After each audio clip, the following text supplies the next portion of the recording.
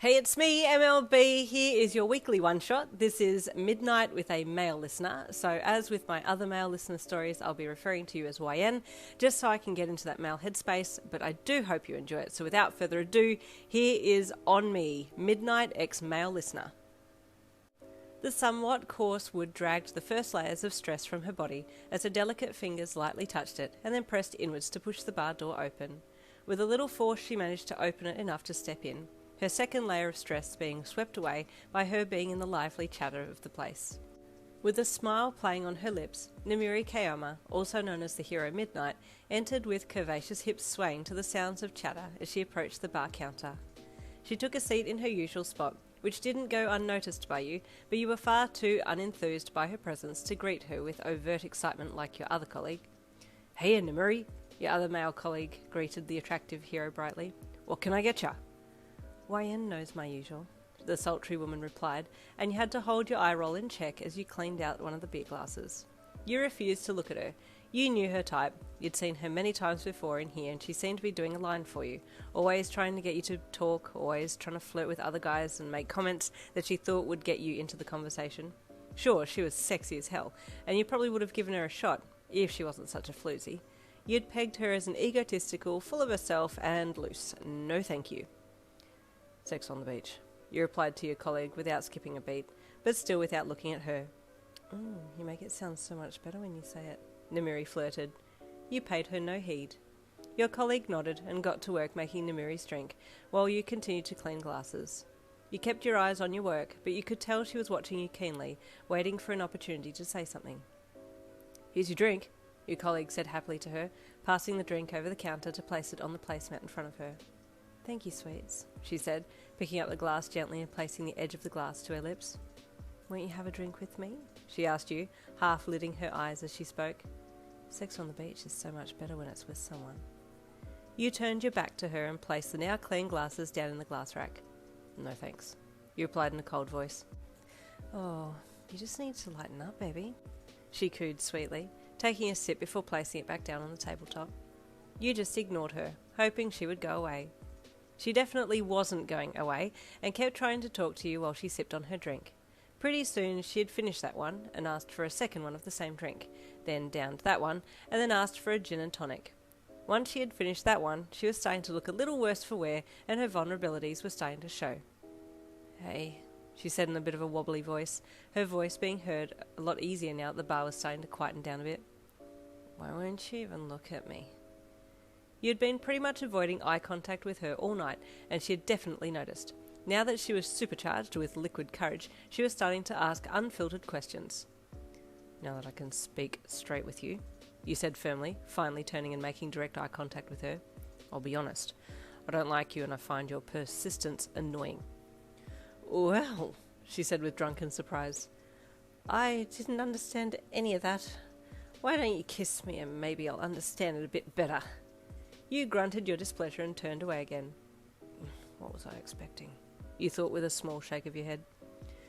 "Hey, you know, if you give me a chance, I could show you some amazing things," she slurred.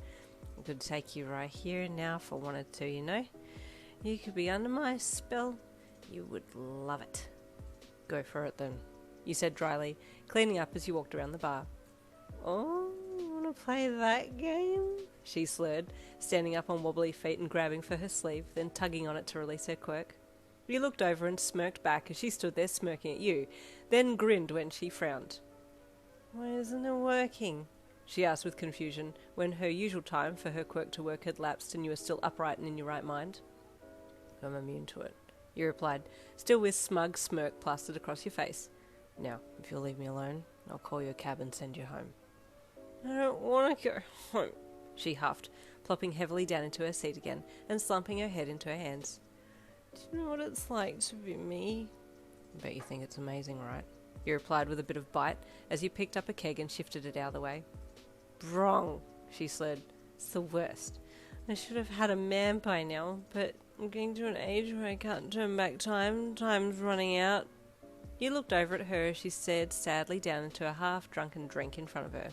Quickly she reached out and grabbed it, and then upended the contents into her mouth and slammed the empty glass back down on the bar top. "Another!" she demanded. think you've had enough. You said. No, I need to keep trying to find someone, she slurred, and you gave her a dead look. Yeah, nah, she's baked. Time to call it quits. You thought. Why won't anyone give me a chance? She sniffed softly. I just want love. I want someone who'll love me for who I am.